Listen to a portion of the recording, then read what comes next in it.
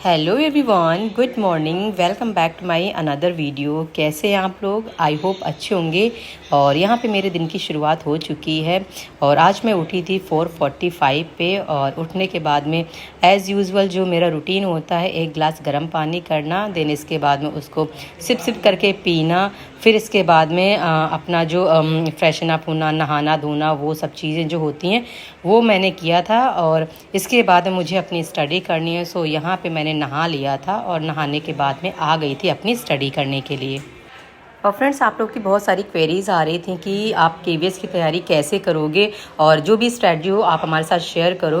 तो देखिए, मैंने ना ऑलरेडी आपके साथ में एक अपना टाइम टेबल शेयर कर दिया था और वो टाइम टेबल ऐसा था जैसे कि अभी आरओ का एग्ज़ाम भी है और साथ में मैं केवीएस की भी प्रिपरेशन कर रही हूँ, क्योंकि ना जैसे कि आरओ का एग्ज़ाम है वो तो 27 जुलाई को है और साथ में मैं अपनी केवीएस की तैयारी के लिए भी मैंने स्टेप उठाया है और कुछ टाइम पहले से ही मैंने अपनी तैयारी शुरू कर दी थी। और बीच में अभी जैसे मैं 1 वीक के लिए बाहर चली गई थी केदारनाथ के लिए। सो वहाँ से वापस आने के बाद तो जो भी हमारी पढ़ाई है उसका शेड्यूल तो हमें बनाना ही बनाना होता है। सो अभी हमारा जो पढ़ाई है वो भी हमारी ट्रैक पे आ चुकी है और अर्ली मॉर्निंग उठना जैसे मैं पहले करती थी वैसे अभी मैंने शुरू कर दिया है।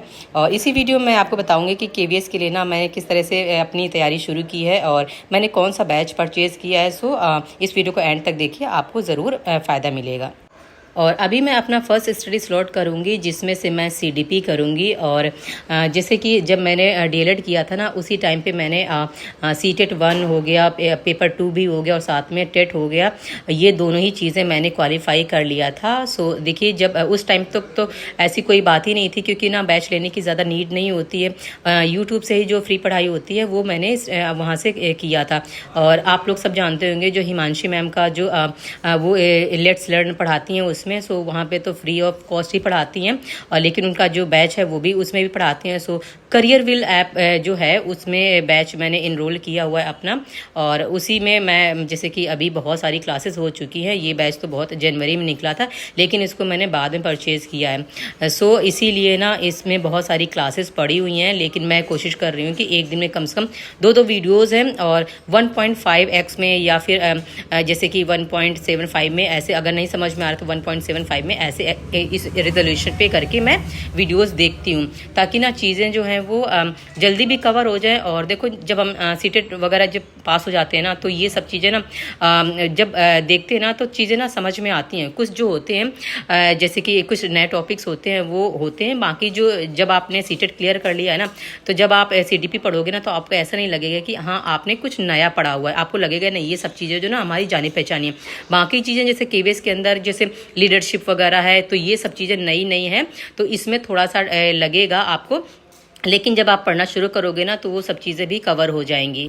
सो फ्रेंड्स, मैं भी अपनी पढ़ाई कर रही हूँ और इसी होप में कि जब तक नोटिफिकेशन आएगा ना तब तक मैं अपना सिलेबस जो है वो कंप्लीट कर लूँगी। और इसी तरह से जैसे कि जो मेजर सब्जेक्ट्स हैं उनको पहले मैंने टारगेट किया है। लाइक सीडीपी है 60 मार्क्स का आता है तो उसको मैं सबसे पहले ख़त्म करूँगी। मतलब जो 3-4 जो सब्जेक्ट हैं वो पार्लर में लेके चल रही हूँ, जैसे कि सीडीपी हो गया और साथ में हिंदी, इंग्लिश, मैथ्स, ये जो है वो उसको मैं पहले टारगेट कर रही हूँ। और रह जाएगा हमारा ईवीएस और साथ में जो जीएस है, जीएस में भी इसमें जैसे आता है कि करंट अफेयर हो गया और साथ में साइंस का पोर्शन आता है और हिस्ट्री, ज्योग्राफी, वो सारी चीज़ें जो आती हैं वो 10 मार्क्स में आती हैं।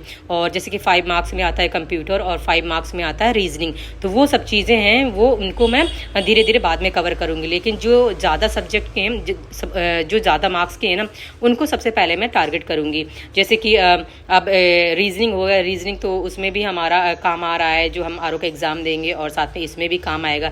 जीएस जो उसमें पढ़ रहे हैं ना वो हमारा इसमें भी काम आ रहा है। तो वो जो चीज़ें हैं ना वो कहीं ना चीज़ें मैच करती हैं। बस ये होता है कि जैसे कि केवीएस के अंदर पूछने का जो तरीका होता है, जो क्वेश्चंस होते हैं ना वो दूसरे टाइप के आते हैं और यहाँ पे पूरा ही जीएस बेस्ड होता है। तो इसलिए ना यहाँ पे जो क्वेश्चंस होते हैं वो बहुत अच्छे लेवल के होते हैं, एडवांस होते हैं, बट इसमें इतना नहीं होता है। ठीक है, ओवरऑल जितना जैसे प्रीवियस ईयर में जितना पूछा गया है ना, अगर उसी बेसिस पे जीएस भी तैयार हो जाती है ना तो भी चीज़ें हो जाती हैं। और जैसे करंट अफेयर में है, डेज आते हैं तो 1 से 2 क्वेश्चन उसमें मिल जाएंगे देखने को, साथ में बुक्स एंड ऑथर आते हैं। तो ऐसे करके ना जैसे 10 मार्क्स का था, बहुत ये वाला जो पोर्शन है वो ना हम बात के लिए भी रख सकते हैं। लेकिन जो मेजर जो है उसको पहले मैंने उसी के लिए मैंने अपना टाइम टेबल मैंने बनाया था और जो कि मैंने आप लोग के साथ में शेयर भी किया था। और मॉर्निंग में मेरा सारा काम हो गया था। मैंने सुबह उठ के पढ़ाई कर ली थी। दिन इसके बाद में घर के काम किए थे, खाना भी बना लिया था। नहाना धोना तो मेरा पहले ही हो चुका था। दिन इसके बाद में कपड़े थे, मशीन लगाई थी। केदारनाथ से वापस आई थी तो बहुत सारे कपड़े भी थे, और प्लस यहाँ पे जैसे 1 हफ्ते में नहीं रही थी घर में, तो यहाँ के भी कपड़े हो गए थे। तो सारी चीज़ों को ना वही बहुत सारे कपड़े भी निकल आए थे, तो मैंने मशीन लगाई थी और वो सब चीज़ें वॉश कर लिया था मैंने कपड़े। दिन इसके बाद अपनी पढ़ाई करने के लिए बैठ गई थी। और यहाँ पे जो जैसे कि मैं अभी इंग्लिश पढ़ने के लिए बैठी थी, और इंग्लिश में जैसे कि मैंने स्टार्टिंग से ही जो क्लासेस थी वो मैंने 8-10 क्लासेस पहले ले लिया था। देन इसके बाद में जैसे यहाँ पे सेंटेंस हो गया, सेंटेंस में भी ना सेंटेंस को तोड़कर बहुत सारी जो चीज़ें निकल के आती हैं। जैसे अभी सब्जेक्ट और प्रेडिकेट को भी उसके अंदर जब हम डिटेल में पढ़ेंगे ना, तो उसके सब्जेक्ट के भी कितने पार्ट्स हो सकते हैं, और इसके बाद में प्रेडिकेट के भी कितने पार्ट्स हो सकते हैं, ये सारी चीज़ें जो है वो मैंने कवर किया था। देन इसके बाद में मैंने बैक टू बैक हिंदी भी और साथ में मैथ्स भी लगाया था। और फ्रेंड्स, ये छोटा सा वीडियो था जो KVS के बारे में ही था। आप लोग क्वेरी कर रहे थे, सो इसीलिए ये इस वीडियो के थ्रू सिर्फ मैंने KVS के बारे में ही आपको बताया कि मैंने कौन सा बैच परचेज़ किया और मैं किस तरह से पढ़ाई करने वाली हूँ। सो आई होप ये चीज़ें आपको क्लियर हो गई होंगी, और जो लोग भी KVS की तैयारी करते हैं उनको बहुत ज़्यादा हेल्प मिलेगी।